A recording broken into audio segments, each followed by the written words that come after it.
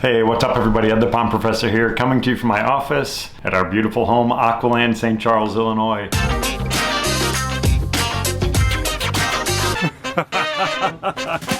Really excited about this project. So what I'm working on right now is a design for the pond guy. I couldn't ask to do anything better. Greg and I have been friends, co-workers, partners in crime, whatever you want to call it, for 29 years. 29 years ago, where the time has gone, and to see the progression, all the incredible stuff that we've done together over all those years. It is an honor to be working side by side to come up with some pretty unique stuff for his backyard. Now, the new property that he has is not huge. It's not like his old property here in St. Charles, or just north of St. Charles, was massive. You know, it was over 4 acres, so we had tons of space to do things. He had a massive recreation pond, he had his koi pond, he had a decorative water garden in the front, he had all the bells and whistles on all those things, and that was our proving ground for many, many years. The large pond that we did for him back in 1999, which I'm still blown away by, back in 1999 to pull off a 1 acre water feature. We experimented with all types of stuff, including some of the ideas for our current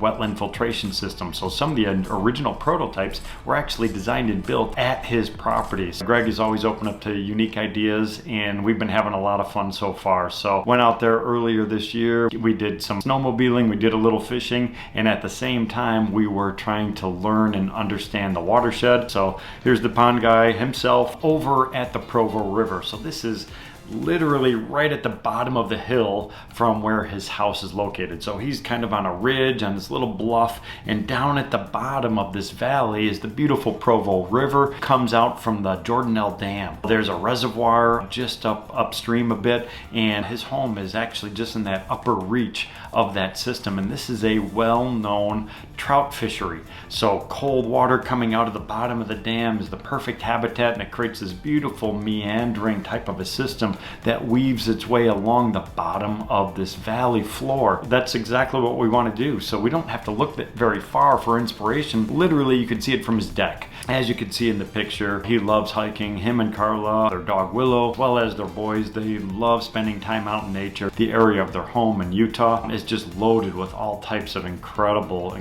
vistas and views and inspiration around every corner. But like I said, I believe the focus is going to be right here, the Provo River, to kind of recreate this meandering stream system, which is indicative of this particular area of Utah. So let me show you some of the pics that we got while I was there. So here's another area of the river, and you can see a little bit more rapids. Doesn't have huge waterfalls, and that's because it's down in the valley floor. This is not a stream or river system that's found high up in the mountains. When you go up high up into the mountain areas, you're going to have steeper gradients. When you have steeper gradients to work with, you're going to have massive waterfalls, and water is just going to cascade down very, very quickly from point A to point B. And you've heard me talk about this before, because gravity is very powerful. Water wants to go basically in a straight line. The reason it meanders or moves is because it hits things that it cannot move or cannot break its way through. Over time, water very, very powerful. It will carve through stone, but it's a pretty slow process, obviously. But once you get down into these valley floors, you're going to see this meandering type of a system, small waterfalls and cascades. You're going to have logs and that type of stuff. So that's the inspiration that we're looking for. Not only me, but also the pond guy himself. Here's actually some of the fishing that we did. We caught a few different trout that day, so it was a lot of fun. So look at these slabs that he's standing on. So these are just large slabs of stone found along the perimeter of the stream system, as well as you're going to see some of these big things kind of out here in the riverbed itself. That's what I want to try to recreate. So we want to utilize some of these large slabs of stone to actually create viewing areas. And if you can see exactly where he's fishing, right at the base of this little river system, you have some of these deeper pockets. That's where fish are going to naturally want to congregate. You can see this area up in here just loaded with boulders and stuff like that. So that fast moving water has higher velocity. Higher velocity means higher energy. As it goes through these boulder fields, it picks up velocity, and it scours out these little pockets and pools. So as soon as it finds a softer ground or a softer sediment, it's going to scour that area out, and it's going to push that material further downstream. This is kind of a life cycle of a river system. What we want to do is recreate many systems like this throughout his property. Large flat slabs people could stand on, they could walk on, them. They could view the fish, fast moving water with boulders and rapids and things like that. And then these plunge pools, these scoured out areas where we have deeper pockets of water, which is going to be the perfect habitat for all different types of fish. The next thing that I thought was really unique, as you moved further downstream along the river system, it kind of shifted, turning from this fast moving water into lots of vegetation. So you actually, this is Brian right over here, but it turned into lots of lush vegetation. The water starts to slow down, loses some of its energy. Actually, these areas that we're walking through are kind of like marshy, boggy areas. So we want to recreate a little pocket of that somewhere inside of this feature. Just check out the downed logs and stuff like that. As that system, as the streams kind of get a little bit more fertile further down, the energy starts to dissipate, you start to grow bigger trees. And actually, let me back up a bit here. So if you look over here, it's actually, it's very, very wide up in this section. That's because this is that high energy area. It could flood out periodically, so you could have fast moving water. So it's very difficult for large vegetation to grow. You could see some pockets of trees and things like that back off in the perimeter, but might not be found right along that corridor. But as you go further downstream, look at these trees, they're growing right on the edge. So now this is where sediments and deposits are occurring. Alluvial sediments and sedimentation areas where the water velocity is actually slowing down and that material is kind of piling up and it's creating this very rich soil, which is why you have all this beautiful vegetation around the perimeter. So what we're trying to do here is pull all of this stuff off in his backyard. The pictures that I'm showing here are miles in between these different sections of this river system. So things are going to change on a different scale in a natural system versus in a man-made one. So what I want to do is kind of recreate that in a condensed form, kind of have some steeper stuff up on the one side of his property where we have a little bit more elevation change. We want the water velocity to kind of slow down to kind of create this meandering pool system, put in some aquatic vegetation, put in some logs, and then pick up again with some more little rapids and things like that. But they're all going to change. Might be narrower up on the upper reaches and then starts to widen out as we get further downstream. Biomimicry techniques. I cannot stress this stuff enough. Getting out into nature, exploring all these different things and really kind of paying attention to what's actually happening inside of these ecosystems, because it'll blow your mind. I mean, when you start looking at all this stuff, it is totally, totally awesome. The other thing that we're going to be doing here is we're going to do a rainwater capture system. The reason being is this area of Utah, relatively dry. It's kind of a high desert-ish type of a climate, but I want to talk about a little bit about the water cycle in general. You've seen me talk about this before. We have that water cycle. We are part of it. Everything that we do is part of it. So what we want to do is capture some of this precipitation. So as you can see here, we have our ocean system. Utah is located on the western part of the United States. It's on the backside of a couple different mountain ranges actually. So when we have this warm, moist air coming off of the Pacific, we have this orographic precipitation that's going to occur up here in the higher mountain ranges. And then it's going to pick up and it's going to move its way across the country. We want to capture and utilize the snow melt and the rainwater when it's available. So we're going to put in a 1,500 gallon reservoir underneath a patio system, which was the whole reason for talking about this. So I want to have a catchment system that'll capture water off of the pavement as well as excess water that falls in and around the entire backyard area. We're going to install a permeable pavement system. So this is a simple schematic of a permeable pavement, and as you can see here, you have your brick pavers up here on this upper layer, but they have specially designed joints in between them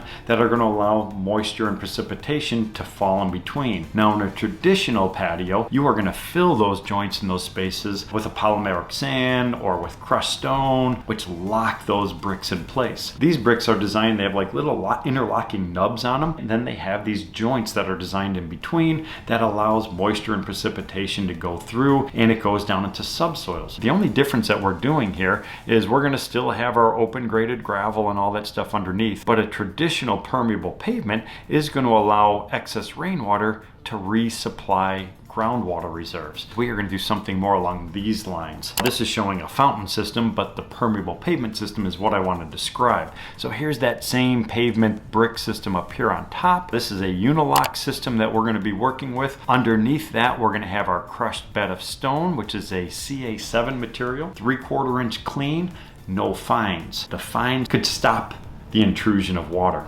because the stone fines are going to resist the water from flowing through it, and it acts as kind of a pre-filter, which could clog up over time. So the open graded gravel is going to allow for high water flow to go right through it, and that's really what we're looking for. Now underneath this crushed gravel layer, so we're going to have this underground tank system using our AquaBlox. You can see all the AquaBlox inside of here, and then inside of that or around that is going to be our rubber liner. So the AquaBlox are there basically to create a structural void space. So we're going to put our pavement directly on top of that, so when it does rain, any precipitation that falls down is going to go through the joints, go through the gravel bed, hit the rubber liner, and then it's going to be routed into our underground reservoir system, which is responsible for our pump, which is going to be located way down inside of here. The pump recirculates the water through our wetland filters and or biofilters, which is going to break down any dissolved compounds and things like that in the water, and it's going to recirculate that water through the ecosystem. What I love working with a system like this is rainwater is the perfect source of water. It doesn't have high dissolved compounds or minerals inside of it. It's very close to distilled water. It does have some trace amounts of nitrate in the water, but that actually could be good for the overall biology of the ecosystem. So rainwater is an incredible source of water to utilize, and then we will supplement with city water as necessary. So the design that we came up with, again, this is a really nice design. You usually see me working with my little sketches and stuff like that. I'm kind of an old school guy. I work with basically graph paper, but I was able to pass my sketches off to Cruz, who is the hardscape guy who's going to be on the project working side by side with us. He actually does some incredible stuff with some 3D renderings, and this is what he came up with, and I love it. And that's because it's much more visual than my two-dimensional pencil sketches. So now he's got layers and he's got colors. He could show all the different boulders, and he could highlight the patio and the fire pit, all these different amenities, which is really going to take this project over the top. So let me show you what we have. So down here in the bottom, right where we have that fire pit area, this is going to be our permeable patio. Underneath that is going to be 50 large AquaBlox. That's going to hold 1,500 gallons of rainwater. The water then is going to be recirculated through a pumping system going all the way up here to the very top, distributed through our biofilters, and then it will recirculate and it will return the cycle. So all that water kind of cascades its way down, makes it back down into our tank. He's also going to do fire pit. We're going to have some seat walls and that type of stuff going around it. So I love this interactive design, but what I like about it is this right here. So it's this twisting, turning motion. And that's because it's relatively flat. We do have some elevation change way up here, and then we have a little bit more down here at the bottom, right before the water goes down into those AquaBlox. So where we have those elevation changes, that's where we're going to have our cascades and boulders and that type of stuff to create that sight and sound that we're looking for. The section here in between, this is going to be that meandering kind of valley floor river system. It's going to have some big boulders. We're going to put in some logs. We're going to have some aquatic vegetation, some deep pockets and pools and things like that. This is not really a true recreation pond, but I know the pond guy. You probably know the pond guy as well, and he loves water, so I know he's going to be inside of this thing. So whenever we're designing and building water features, we're mimicking nature, and it invites nature into the system. Better view right now, you could see the entire back of the home over here. There's some incredible views from the deck up on top, which is very important because we want to be able to see all the different stuff from above, because this is where the kitchen is located over here, family room here, master bedroom over on this side. All of these things we're taking into consideration as we're designing and building. And again, this is that twisting, turning shape that I love for this property. I still have plenty of space over here, these green areas for their dog Willow to run around and have fun. And we've also designed in lots and lots of different patio spaces for small gatherings and seating areas. They're all going to be different sizes, but they're going to kind of weave their way in between the design to really make it interactive. And that's one of my favorite things about designing and building. It's that interactive component. We can do all this incredible stuff with our water features, but if no one sees it, it doesn't have the same impact. I want to do it not only for wildlife and all that type of stuff, but I want to do it for the family. I want to do it for Greg and Carla and for their kids and family and friends, where they could actually immerse themselves in this entire aquatic environment. I know this is going to be an incredible project. We have a team coming out. We have multiple teams coming out to do it. We're going to be layering in different CACs over the many weeks of construction. This is going to be a project you don't want to miss. Logistically, to pull it off, it's going to be amazing because of all the different complexities and people that are going to be involved in it. I hope you enjoyed this. I am going back out to Utah to start construction on this amazing project for the Pond Guy.